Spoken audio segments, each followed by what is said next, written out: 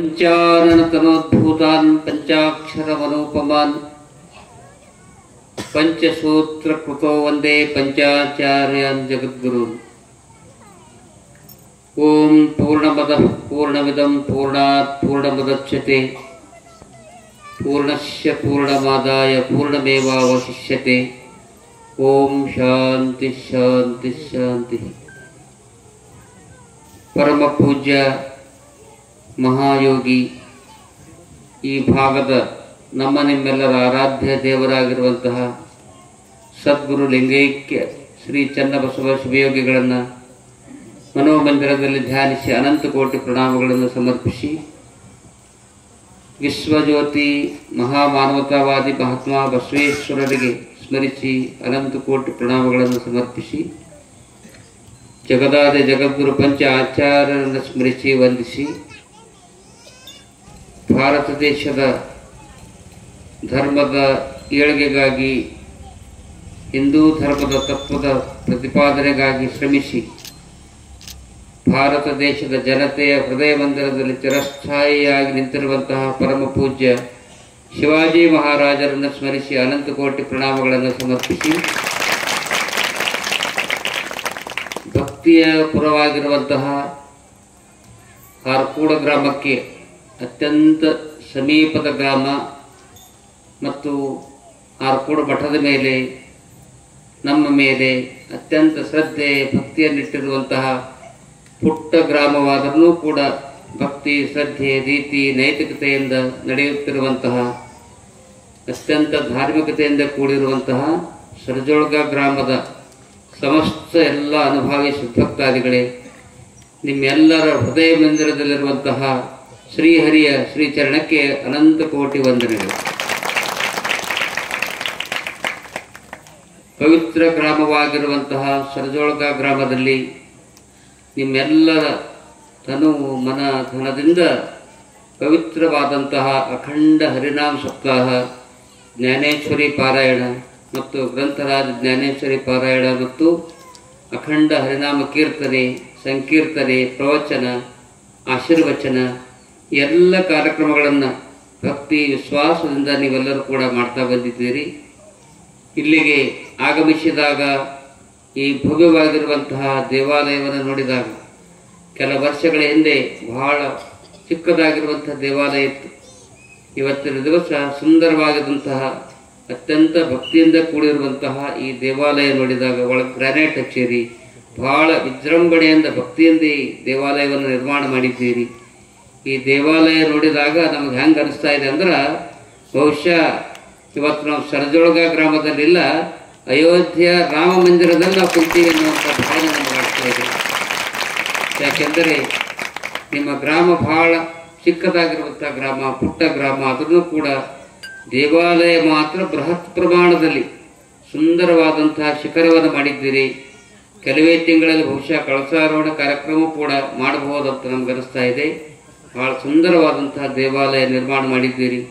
ಈ ಒಂದು ದೇವಾಲಯಕ್ಕಾಗಿ ತನು ಮನ ಧನದಿಂದ ಯಾರು ಸೇವೆಯನ್ನು ಸಲ್ಲಿಸಿರಿ, ಯಾರು ಶರೀರದಿಂದ ಸೇವೆ ಮಾಡಿರ್ಬೋದು, ಹಣದಿಂದ ಸೇವೆ ಮಾಡಿರ್ಬೋದು, ಮನದಿಂದ ಸೇವೆ ಮಾಡಿರ್ಬೋದು, ಯಾರ್ಯಾರು ಈ ದೇವಾಲಯಕ್ಕಾಗಿ ಪ್ರತ್ಯಕ್ಷವಾಗಿ ಪರೋಕ್ಷವಾಗಿ ಸೇವೆಯನ್ನು ಮಾಡಿದ್ದೀರಿ ಅವರೆಲ್ಲರಿಗೂ ಕೂಡ ವೀರ ಹನುಮಾನನ ಆಶೀರ್ವಾದ ಸದಾಕಾಲ ಇರ್ತಾ ಇದೆ ಅನ್ನುವಂಥ ಮಾತನ್ನು ಸಂದರ್ಭದಲ್ಲಿ ಸಂಸ್ಕೃತಕಾರರು ಒಂದು ಮಾತನ್ನು ಹೇಳ್ತಾ ಇದ್ದಾರೆ. ಅಯಂ ನಿಜ ಪರೋ ವೇತಿ ಗಡನ ಲಘುಚೇತಸಾಂ ಉದಾರ ಚರಿತಾನಾಂತ ವಸದೈವ ಕುಟುಂಬಕಂ. ಈ ಶ್ಲೋಕದ ಅರ್ಥ ಏನಂದ್ರೆ, ಇವನು ನಮ್ಮವನು, ಇವನು ಪರಕೀಯನು ಎನ್ನುವಂಥ ಭೇದ ಭಾವ ಸಣ್ಣ ಮನಸ್ಸಿನವರಲ್ಲಿ ಇರುತ್ತದೆ. ಆದರೆ ಉದಾರ ಚರಿತರು ಎಲ್ಲರನ್ನ ತಮ್ಮ ಕುಟುಂಬದವರೆಂದೇ ಭಾವಿಸುತ್ತಾರೆ ಎನ್ನುವ ಅರ್ಥದಂತೆ ಇವತ್ತು ನೀವೆಲ್ಲ ಕಾರ್ಯಕ್ರಮ ಮಾಡಿರಿ. ಇದರಾಗ ಶ್ರೀಮಂತರು ಇರ್ಬೋದು, ಗರೀಬರು ಇರ್ಬೋದು, ಬಡವರು ಇರ್ಬೋದು, ನೀವು ಯಾವುದೇ ಮತ ಬಾಂಧವರು ಇದ್ರೂ ಕೂಡ ನೀವು ಹ್ಯಾಂಗಿಲ್ಲಿ ಶ್ರೀಹರಿಯ ಕಾರ್ಯಕ್ರಮದಲ್ಲಿ ಭಾಗವಹಿಸಿರಿ ಅಂದ್ರೆ, ಸರಜೋಳ್ಗ ಗ್ರಾಮದ ನಾವೆಲ್ಲರೂ ಕೂಡ ಶ್ರೀಹರಿಯ ಕುಟುಂಬದ ಶ್ರೀಹರಿಯ ಮಕ್ಕಳು ಎನ್ನುವಂಥ ಭಾವದಿಂದ ನೀವೆಲ್ಲ ಕೂತೀವಿ. ಇವತ್ತು ನೋಡ್ರಿ, 7 ದಿವಸ ಇದೊಂದು ಹಬ್ಬದ ವಾತಾವರಣ, ಜಾತ್ರಾ ಮಹೋತ್ಸವ. ಹಾರ್ಕೂಡದಾಗ ಹೆಂಗೆ 5 ದಿನ ಶುರುವಿನ ದಿವಸ ಜಾತ್ರಾ ಪ್ರಾರಂಭ ಆಗಿ 5 ದಿನಗಳವರೆಗೆ ಹೆಂಗೆ ಜಾತ್ರೆ ಆಗ್ತದ ಹಂಗೆ ಸರ್ಜೊಳಗದ ಇದೂ ಒಂದು ಜಾತ್ರಾ. ಇದು ಯಾವ ಜಾತ್ರೆ ಅಂದ್ರೆ ಶ್ರೀಹರಿಯ ಜಾತ್ರಾ. ಶ್ರೀಹರಿಯ ಜಾತ್ರಾ, ಹರಿ ಹರ ಯಾವುದೇ ಭೇದ ಇಲ್ಲ. ಯಾಕಂದ್ರೆ ದೇವರೊಬ್ಬ, ನಾಮ ಹರವು. ಪರಮಾತ್ಮ ಸಬ್ಕಾ ಮಾಲಿಕ್ ಏಕ್, ಎಲ್ಲರ ಆತ್ಮ, ಎಲ್ಲರ ದೇವ ಪರಮಾತ್ಮ ಒಬ್ಬನೇ. ಹೆಸರು ಮಾತ್ರ ಬೇರೆ ಬೇರೆ ಇರ್ತಾ ಇದೆ. ಆದ್ರೆ ಆ ಪರಮಾತ್ಮನನ್ನ ಯಾವ ರೂಪದಲ್ಲಿ ನಾವು ಪೂಜಾ ಮಾಡಿದ್ರೂ ಕೂಡ ಆ ಪರಮಾತ್ಮನ ಆಶೀರ್ವಾದ ಸದಾ ಕಾಲ ಇರ್ತಾ ಇದೆ ಅನ್ನುವಂಥ ಮಾತನ್ನು ಈ ಸಂದರ್ಭದಲ್ಲಿ ಹೇಳಿ, ನಾವೆಲ್ಲ ಒಂದೇ ಕುಟುಂಬದವರೆನ್ನುವಂಥ ಸದ್ಭಾವನೆಯಿಂದ ಯಾವುದೇ ತರತಮ ಮನೋಭಾವನೆ ಇರಲಾರ್ದೆ, ಈಗ ನೋಡ್ರಿ ಯಾವುದೇ ಒಂದು ಪಕ್ಷ ಪಂಗಡ ಇದ್ದಾಗ ಅಲ್ಲಿ ಒಂದು ಪಕ್ಷಕ್ಕೆ ಸೇರಿದಂಥವ್ರು ಮಾತ್ರ ಇರ್ತಾರೆ. ಆದ್ರೆ ಇಲ್ಲಿ ಹೆಂಗದ ಈ ಕಾರ್ಯಕ್ರಮ ಅಂದ್ರೆ ಇದು ಯಾವುದೇ ಪಕ್ಷದ ಕಾರ್ಯಕ್ರಮ ಅಲ್ಲ, ಯಾವುದೇ ಜಾತಿಯ ಕಾರ್ಯಕ್ರಮ ಅಲ್ಲ, ಯಾವುದೇ ವೈಯಕ್ತಿಕ ಕಾರ್ಯಕ್ರಮ ಅಲ್ಲ, ಸ್ವಾರ್ಥದ ಕಾರ್ಯಕ್ರಮ ಅಲ್ಲ. ಇದು ಯಾವ ಪಕ್ಷಪ ಅಂತಂದ್ರೆ ಭಕ್ತಿಯ ಪಕ್ಷದ ಕಾರ್ಯಕ್ರಮ. ಇದು ಭಕ್ತಿಯ ಪಕ್ಷ. ಇವೆಲ್ಲರೂ ಭಕ್ತಿ ಶ್ರದ್ಧೆಯನ್ನು ಇಟ್ಕೊಂಡು ಈ ಕಾರ್ಯಕ್ರಮದಲ್ಲಿ ಭಾಗಿಯಾಗಿದ್ದೀರಿ. ಭಾಳ ಚಂದ ಭಜನೆಯನ್ನು ಮಾಡಿದ್ರು. ದಗ್ಗ ಬಾರಿಸ್ರೆ ನಾವು ಜರ ಕುಣಿಯಾರಲ್ಲ ಅನ್ನಂಗಾಗಿತ್ತು. ಭಾಳ ಚಂದ ಬಾರಿಸ್ತೇನೆ ನೋಡ್ರಿ. ಅದಾಗ ನೋಡ್ರಿ ಯಾಕೆ ಭಜನೆ ಮಾಡ್ಬೇಕಂದ್ರೆ ದಿನನಿತ್ಯದ ಜೀವನದಲ್ಲಿ ಒಂದು ವರ್ಷಗಳ ಪರ್ಯಂತರವಾಗಿ ಮನಸ್ಸಿಗೆ ಭಾರ ಆಗ್ತದೆ. ಮನಸ್ಸಿಗೆ ಭಾರ ಆಗ್ತದೆ. ಯಾವ ಭಾರ ಅಂದ್ರೆ ಯಾವುದೋ ಒಂದು ಥರದ ಚಿಂತೆ ಇರ್ತದೆ, ಯಾವುದೋ ಒಂದು ವ್ಯಥೆ ಇರ್ತದೆ, ಯಾವುದೋ ಒಂದು ದುಃಖ ಇರ್ತದೆ. ದುಃಖ, ಚಿಂತೆ, ನಮಗೆ ಸಂಕಟ, ನೋವು ಆದಾಗ ಅದು ಕೇವಲ ಡಾಕ್ಟ್ರ್ ಗುಳಿಗೆ ಕೊಟ್ರೆ 3 ತಾಸು ಆರಾಮಾಗ್ತದೆ. ತಲೆಬಾನಿ ಇದ್ದಾಗ ಒಂದು ಗುಳಿಗೆ ಕೊಡ್ತಾನೆ, ಒಂದು 3 ದಿವಸ ಆರಾಮಾಗ್ತದೆ. ಮತ್ತು 1 ತಿಂಗಳಿಗೆ ಮತ್ತೆ ಚಾಲು ಆಗ್ತದೆ ತಲೆಬಾನಿ. ಆದ್ರೆ ತಲೆಬ್ಯಾನಿ ಹೋಗ್ಲಿಕ್ಕೆ ಡಾಕ್ಟರ್ ಗುಳಿಗೆ ಕೊಡ್ಬೋದು. ಆದ್ರೆ ಪರ್ಮನೆಂಟ್ ನಮ್ಮ ತಲೆಯಲ್ಲಿರ್ತಕ್ಕಂಥ ಸಂಕಟ ನಿವಾರಣೆ ಮಾಡ್ತಕ್ಕಂಥ ಶಕ್ತಿ ಅದು ವೀರ ಹನುಮಾನನಿಗೆ ಮಾತ್ರ ಇದೆ. ವೀರ ಹನುಮಾನ ಆತನ ಧ್ಯಾನ ಮಾಡಿದಾಗ ನಮ್ಮ ಮನಸ್ಸಿನಲ್ಲಿ ನಮ್ಮ ಮನೋಮಯ ಕೋಶ ವೃದ್ಧಿ ಆಗ್ತದೆ. ಇದು ಯಾಕೆ ಕೆಲವರು ಪ್ರಶ್ನೆ ಮಾಡ್ಬೋದು, ಏನ್ರಿ ವರ್ಷಗೊಮ್ಮೆ ಯಾಕೆ ಖರ್ಚು ಮಾಡಬೇಕು? 2-3 ಲಾಖ ಖರ್ಚು ಮಾಡಿ, ಹಣ ಸಂಗ್ರಹ ಮಾಡಿ, ಪಟ್ಟಿ ಮಾಡಿ, ಎಲ್ಲರಿಗೂ ಊಟ ಹಾಕಿ ಕೀರ್ತನ ಕೇಳಿ ಏನು ಫಲ ರೀ ಅಂತ ನೀವು ಕೇಳ್ಬೋದು. ಅನುಭಾವಿಗಳು ಒಂದು ಕಡೆ ಹೇಳ್ತಾ ಇದ್ದಾರ, ಇದರಿಂದ ಏನು ಫಲ ಸಿಗ್ತದೆ? 7 ದಿನಗಳ ಪರ್ಯಂತರವಾಗಿ ನೀವೆಲ್ಲ ಶ್ರೀಹರಿಯ ಕೀರ್ತನೆಯಲ್ಲಿ, ಶ್ರೀಹರಿಯ ಧ್ಯಾನದಲ್ಲಿ, ಅಖಂಡ ಹರಿನಾಮ ಸಪ್ತಾಹದಲ್ಲಿ ಭಾಗಿಯಾಗ್ತೀರಿ ಅಂದ ಮೇಲೆ ಇದರಿಂದ ಏನು ಸಿಗ್ತದೆ ಅಂದ್ರೆ, ನಾ ಭಾಳ ಕಡೆ ಹೇಳಿದ್ದೀನಿ. 12ನೇ ಶತಮಾನದ ಅಲ್ಲಮ ಪ್ರಭುಗಳು ಒಂದು ಲೈನ್ ಬರೀತಾರೆ ವಚನದಾಗ. ಏನು ಬರೀತಾರೆ ಅಂದ್ರೆ, 1 ಲಕ್ಷ ಕೊಟ್ಟು ಕೇಳಿ, 1 ಕೋಟಿ ವರ್ಷ ಮಹಾಯೋಗವ ಮಾಡಿದ ಫಲ. 1 ಕೋಟಿ ವರ್ಷ, 1 ಲಕ್ಷ, 2 ವರ್ಷ, 3 ವರ್ಷ, 2 ಲಕ್ಷ ಅಲ್ಲ, 1 ಕೋಟಿ ವರ್ಷ. 1 ಕೋಟಿ ವರ್ಷ ಮಹಾಯೋಗವ ಮಾಡಿದ ಫಲವು ಒಂದು ದಿನ ಶ್ರೀ ಗುರುಲಿಂಗ ಜಂಗಮ ಧ್ಯಾನಕ್ಕೆ ಸರಿಯಲ್ಲ ನೋಡ, ಸರಿಯಲ್ಲ ನೋಡ. ಇದ್ರ ಅರ್ಥ ಅಂದ್ರೆ, ಒಂದು ಸಲ ಶ್ರೀಹರಿಯ ಕೀರ್ತನ, ಮಹಾತ್ಮರ ಆಶೀರ್ವಚನ 1 ಸಲ ನೀವು ಕೇಳಿದ್ರಂದ್ರೆ ಕೋಟಿ ವರ್ಷದ ಫಲ ನಿಮಗೆ ಸಿಗ್ತದಂತ. ಕೋಟಿ ವರ್ಷದ ಫಲ. ಅಂತಹ ಅದ್ಭುತವಾಗಿರ್ತಕ್ಕಂಥ ಶಕ್ತಿ ಮಹಾತ್ಮರ ಆಶೀರ್ವಚನದಲ್ಲಿ, ಅವರ ನಾಮ ಸಂಕೀರ್ತನೆಯಲ್ಲಿ ಇರ್ತಾ ಇದೆ ಎನ್ನುವಂಥ ಮಾತನ್ನು ಅನುಭಾವಿಗಳು ಹೇಳ್ತಾ ಇದ್ದಾರೆ. ಆ ದಿಶೆಯಲ್ಲಿ 7 ದಿನಗಳ ಪರ್ಯಂತರವಾಗಿ ಭಕ್ತಿಯ ಪರಂಪರೆ. ಇದಕ್ಕೆ ಇಂಥ ಒಂದು ಒಳ್ಳೆಯ ಕಾರ್ಯಕ್ರಮ ಪ್ರತಿ ವರ್ಷ ಅನೇಕ ಸಲ ನೀವೆಲ್ಲ ಮಾಡ್ತಾ ಬಂದಿದ್ದೀರಿ, ಅನೇಕ ವರ್ಷಗಳಿಂದ ಮಾಡ್ತಾ ಬಂದಿದ್ದೀರಿ. ಇದು ಮಾಡಬೇಕಾದ್ರೂ ಹಿಂದಿಂದ ಏನೋ ಜನ್ಮದ ಫಲ ಅದ. ನಿಮಗೆ ಪುಣ್ಯದ ಫಲ ಇದ್ದರೆ ಒಳ್ಳೆಯ ಕಾರ್ಯಕ್ರಮ ಊರಾಗ್ತಾವೆ. ಪಾಪದ ಕಾರ್ಯ ಇದ್ರೆ ಅಲ್ಲಿ ಯಾವುದೇ ಧರ್ಮ ಕಾರ್ಯ ಆಗುವುದಿಲ್ಲ. ಅಲ್ಲಿ ಬರೇ ನಿಂದ ಟೀಕ ಇಂಥವೇ ನಡೀತದೆ. ಆದ್ರೆ ಸರಜೊಳಗ ಗ್ರಾಮ ಇವತ್ತು ಹೆಂಗೆ ಕಾಣ್ತಾ ಅಂದ್ರೆ, ಇವತ್ತು ಯಾವ ಊರಾಗಿ ಕಾಣ್ತಾ ಇದೆ ಅಂದ್ರೆ, ಭಕ್ತಿಯ ಪುರವಾಗಿ ನಮಗೆ ಯಾವ ಊರು ಕಾಣ್ತಾ ಇದೆ ಅಂದ್ರೆ ಸರಜೊಳಗ ಗ್ರಾಮ ಕಾಣ್ತಾ ಇದೆ ಅನ್ನುವಂಥ ಮಾತನ್ನು ಕೂಡ ತಿಳಿಸ್ಕೊಂತೀವಿ.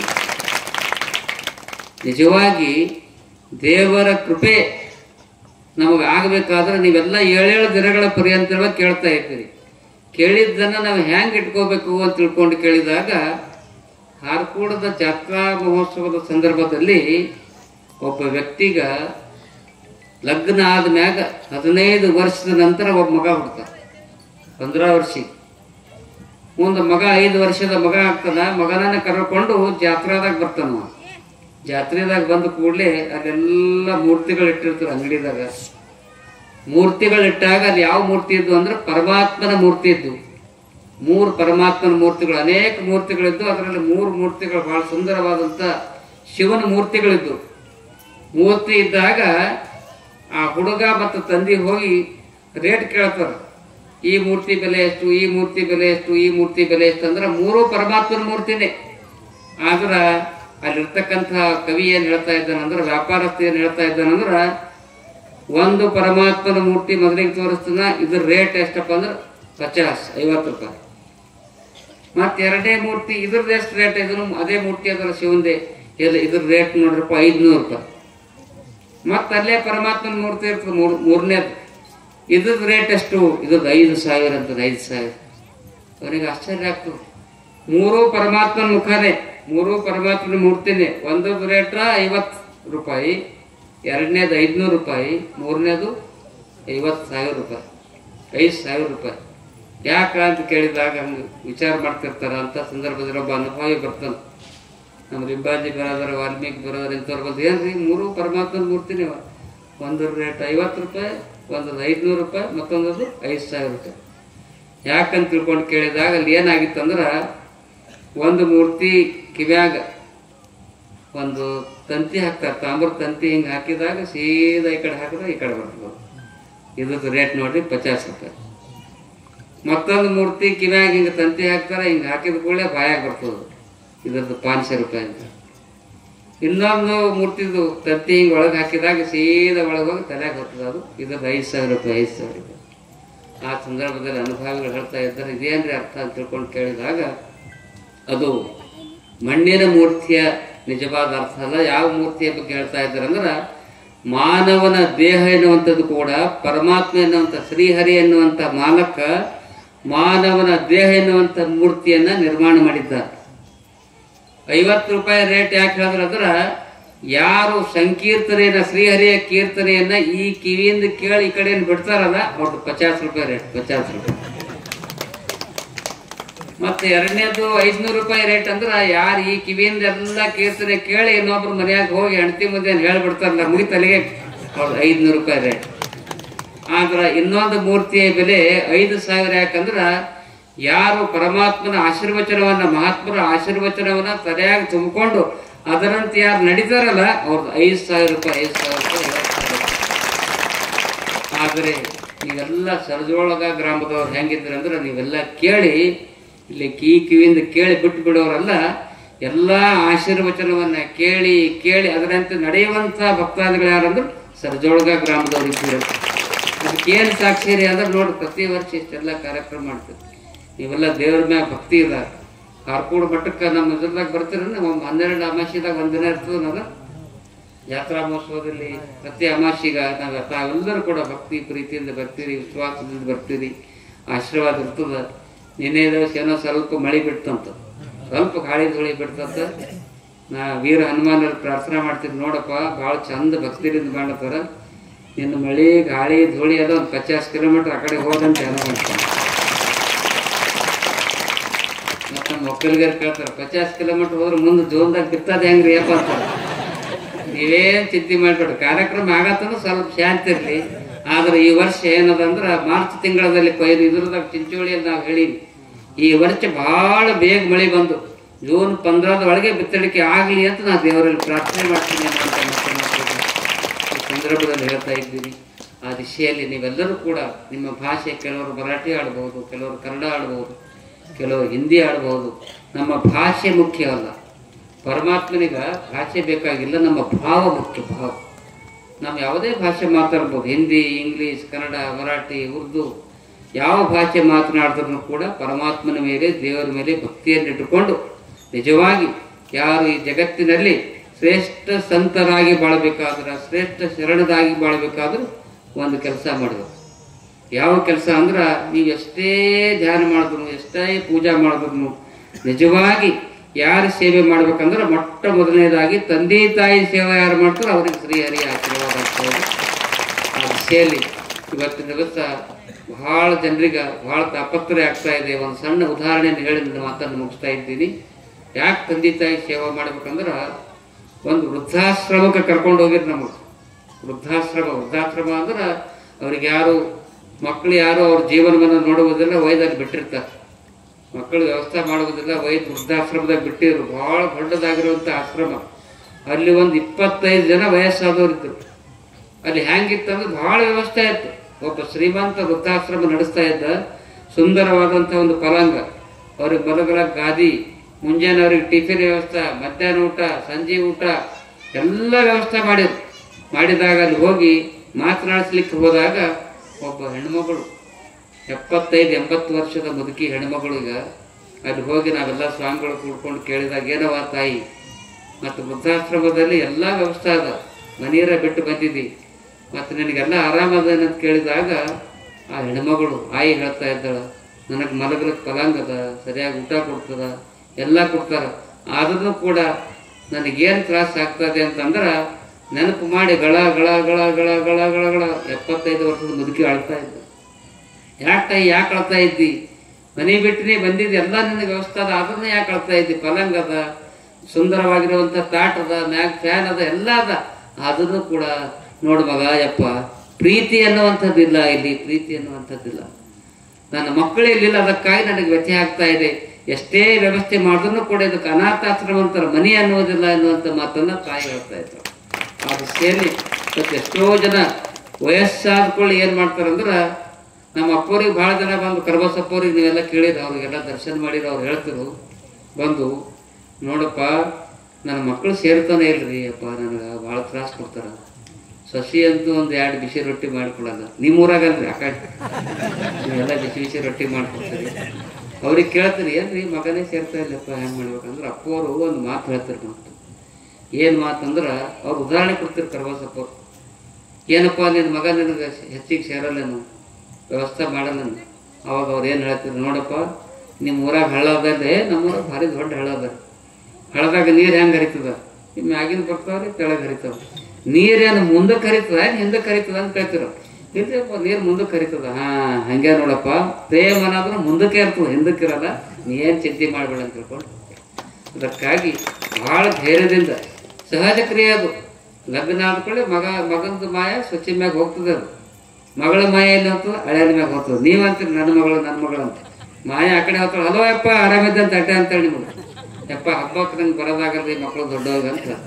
ಅದಕ್ಕಾಗಿ ಪ್ರೇಮ ಇರ್ತಕ್ಕಂಥದ್ದು ಮುಂದೆ ಹರಿತದ, ನೀವು ಯಾರೂ ಚಿಂತೆ ಮಾಡಬೇಡ್ರಿ, ಭಾಳ ಶ್ರದ್ಧೆಯಿಂದ ಭಕ್ತಿಯಿಂದ ನಿಮಗೆ ಯಾರ ಮನಸ್ಸಿಗೆ ನೋಡ್ಕೊಳ್ಳಿ ಬಿಡಲಿ, ಆದ್ರೆ ಒಂದು ಧೈರ್ಯದಿಂದ ಇರ್ಲಿ. ಏನು ಧೈರ್ಯ ಅಂದ್ರೆ, ನಿಮ್ಮ ಮಕ್ಕಳು ವ್ಯವಸ್ಥೆ ಮಾಡದೇ ಇದ್ರೂ ಕೂಡ ನಿಮ್ಮನ್ನು ರಕ್ಷಣೆ ಮಾಡ್ತಕ್ಕಂಥ, ಸದಾಕಾಲ ನಿಮ್ಮನ್ನು ಕಾಪಾಡ್ತಕ್ಕಂಥ ಒಂದು ಶಕ್ತಿ ಅದ ನಮ್ಮ ಭಾಗದ. ಯಾವ ಶಕ್ತಿ ಅಂದ್ರೆ, ಹಾರ ಕೂಡದ ಚನ್ನಬಸವ ಶಿವಯೋಗಿ ಆಶೀರ್ವಾದ ಅಂತಕ್ಕಂಥ ಶಕ್ತಿ ಸದಾಕಾಲ ನಿಮ್ಮನ್ನು ಕಾಪಾಡ್ತಾ ಇದೆ. ಹಾಗಾಗಿ ಬಹಳ ಧೈರ್ಯದಿಂದ ವಿಶ್ವಾಸದಿಂದ ನೀವು ಇರ್ರಿ. ಇವತ್ತು ಯಾವ ಕಡೆಗೂ ಮಳೆ ಬರದೇ ಇದ್ರೂ ಕೂಡ ನಮ್ಮ ಭಾಗದಾಗ ಮಳೆ ಬರ್ತದ, ಬೆಳೆ ಚಂದ ಆಗ್ತವ, ಎಲ್ಲರೂ ಶಾಂತಿಯಿಂದ ಇದ್ದೆವು.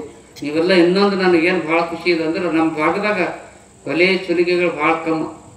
ಒಂದು ಊರಿಗೆ ಹೋಗಿದ್ನ ಆ ಕಡೆ ಕಲಬುರಗಿ ಬಿಜಾಪುರ ಜಿಲ್ಲಾ ಕಡೆ, ನಿಮ್ಮ ಊರಾಗ ಏನ್ರಿ ಕೊಲೆ ಸುಲಿಗೆ ಆಗ್ಯಾವ ಅಂದ್ರೆ 50 ವರ್ಷನಾಗ 25 ಕೊಲೆ ಆಗ್ಯಾವ ಅಂತ, 50 ವರ್ಷನಾಗ. ಆದ್ರೂ ಕೂಡ ನಮ್ಮ ಭಾಗದಲ್ಲಿ ಶಾಂತಿ, ನೆಮ್ಮದಿ, ಸಂಸ್ಕೃತಿ ಯಾಕದ ಅಂದ್ರೆ ಇಂತಹ ಧಾರ್ಮಿಕ ಕಾರ್ಯಕ್ರಮದಿಂದಿದೆ, ಶಿವಯೋಗಿ ಆಶೀರ್ವಾದದಿಂದ ಇದೆ ಅನ್ನುವಂಥ ಮಾತನ್ನು ಈ ಸಂದರ್ಭದಲ್ಲಿ ಹೇಳಿ, ಅದೇ ರೀತಿಯಾಗಿ ಬಹಳ ಪ್ರೀತಿ ವಿಶ್ವಾಸದಿಂದ ಊರಾಗ ನೀವೆಲ್ಲರೂ ಹಿಂಗಿರ್ಬೇಕು. ಹೆಂಗದ ನೋಡಿ ಶಿಖರ ಹೆಂಗದ, ಎತ್ತರಕ್ಕೆ ಹೆಂಗದ, ಹಂಗೆ ನೀವು ಭಕ್ತಿಯಿಂದ ನಾವೆಲ್ಲ ಸಜೋಳ್ಗ ಗ್ರಾಮದವ್ರು ಹೆಂಗಂದ್ರೆ ಏಕತೆಯ ಭಾವದಿಂದ ಹಿಂಗಿರ್ಬೇಕು, ಹಿಂಗಾಗಬೇಕು. ಏಕತೆಯ ಭಾವದಿಂದ ಇದ್ರೆ ಅಂದ್ರೆ ಹಾರ್ಕೊಂಡು ಶಿವಯೋಗಿ ಆಶೀರ್ವಾದ ಸದಾಕಾಲ ಇರ್ತಾ ಇದೆ. ಸಂದರ್ಭದಲ್ಲಿ ಹೇಳಿ ಸಣ್ಣ ಸಣ್ಣ ಜಗಳ ಗಂಟ ಮನಸ್ತಾಪ ಏನಾರ ಇರ್ತಾವೆ, ಯಾರ ಮ್ಯಾಕ್ ಹೊರತಿರಂದ್ರೆ ಎತ್ತರ ಅವ್ರಿಗೆ ಮ್ಯಾಕ್ ಹೋಗೋರು ಹಿಂಗೆ ಎಳೆದು ಮಾಡ್ಬೇಕು. ನಿಮ್ಮೂರಾಗ ಯಾರಿಲ್ಲ ಆ ಕಡೆ ಇರ್ತಾರೆ ಭಾಳ. ಅದಕ್ಕಾಗಿ ಆ ದಿಸೆಯಲ್ಲಿ ಭಾಳ ಭಕ್ತಿವಂತರಾಗಿದ್ದೀರಿ, ನೀತಿವಂತರಾಗಿದ್ದೀರಿ. ಸಣ್ಣ ಹುಡುಗರು ಭಜನೆ ಮಾಡೋದು ನೋಡಿ ನಮ್ಮ ಮಲ್ಲಿನಾಥ್ ತೆರಿಮಠರು ಹೇಳ್ತೀರಿ, ಏನ್ರಿ ಎರಡು ಚಂದ ಮಾಡ್ತಾವೆ ಪರವಾಗಿ ಅಂದ್ರೆ ಅಂಥ ಒಂದು ಒಳ್ಳೆಯ ಸಂಸ್ಕಾರ. 11 ವರ್ಷದವರು 12 ವರ್ಷದ ಹುಡುಗರು ಎಷ್ಟು ಚಂದ ಬಾರಿಸ್ತೀರಿ ಅವ್ರು ತೆರಳಂಬೋದು. ನಿಮ್ಮ ಹರಿ ಭಜನೆ ಮಾಡ್ತಕ್ಕಂಥ ಸಂದರ್ಭದಲ್ಲಿ ನನಗೇನೊಂದು ಆನಂದ ಅಂದ್ರೆ, ನಮ್ಮ ಭಾಗದಲ್ಲಿ ಅನೇಕ ಸಂಪ್ರದಾಯದ ಭಜನೆಗಳಿರ್ಬೋದು, ಆದ್ರೆ ಹರಿ ಸಂಪ್ರದಾಯದ ಭಜನೆ ಅಂತ ಭಜನೆ ನಾವೆಲ್ಲಿಯೂ ನೋಡಿಲ್ಲ ಎನ್ನುವಂಥ ಮಾತನ್ನು ಈ ಸಂದರ್ಭದಲ್ಲಿ ಹೇಳಿ. ಭಾಷೆ ಯಾವುದೇ ಇರ್ಬೋದು, ಆದರೆ ಅಲ್ಲಿಯ ಲಯ, ತಾಳ, ಅಭಂಗಗಳನ್ನು ಹಾಡ್ತಕ್ಕಂಥ ರೀತಿ ಪದ್ಧತಿ ನೋಡಿದ್ರೆ ಭಾಳ ಖುಷಿ ಆಗ್ತದೆ. ಇವತ್ತು ಸಂಗೀತಮಯವಾಗಿರುವಂಥ ಭಜನೆ ಎಲ್ಲಿಯಾದ್ರೂ ಇದ್ರೆ ಅದು ಶ್ರೀಹರಿಯ ಭಜನೆ. ಅವರು ಶಿವ ಭಜನೆಯನ್ನು ಭಾಳ ಚಂದ ಮಾಡ್ತಾರೆ, ಮಾಡಲಿ. ಅವರಿಗೂ ಕೂಡ ಅದನ್ನು ಕೂಡ ನೋಡಿದಾಗ ಆನಂದ ಆಗ್ತದೆ. ವಿಶೇಷವಾಗಿ ನಿಮ್ಮ ಭಜನೆಯನ್ನು ನೋಡಿದಾಗ ವಿಶೇಷ ಆನಂದ ಅದರಲ್ಲಿ ಆಧ್ಯಾತ್ಮದ ಒಂದು ಶಕ್ತಿ ತುಂಬಿ ತುಳುಕ್ತಾ ಇದೆ ಅನ್ನುವಂಥ ಮಾತನ್ನು ಈ ಸಂದರ್ಭದಲ್ಲಿ ಹೇಳಿ, ಬಹಳ ದಿವಸ ಆಯಿತು ಮಾತಾಡ್ಲಾರ್ದು ಹೋಗ್ತಾರೆ. ಏನೋ ಕಾರ್ಯಕ್ರಮಕ್ಕೆ ಹೋಗಿದ್ದೀವಿ, ಇವ್ರು ಕಂಡೀಷನ್ ಮಾಡಿದ್ರಪ್ಪ ಹಂಗೆ ಹೋಗಿರ್ಗಾರ ನೀವು ಭಾಷಣ ಮಾಡ್ಬೇಕು, ಆಶೀರ್ವಚನ ಮಾಡ್ಬೇಕಂತ ಹೇಳಿದ್ರು. ಅದಕ್ಕಾಗಿ 2 ಮಾತುಗಳನ್ನು ಹೇಳಿವಿ. ನಿಮ್ಮೆಲ್ಲರಿಗೂ ಕೂಡ ಶ್ರೀಹರಿಯ ಆಶೀರ್ವಾದ, ಹರ್ಕುಳು ಶಿವಯೋಗಿ ಆಶೀರ್ವಾದ ಸದಾಕಾಲ ಇರಲಿ ಅಂತ ಶುಭ ಹಾರೈಸಿ 2 ಮಾತುಗಳನ್ನು ಮುಗಿಸ್ತೇವೆ.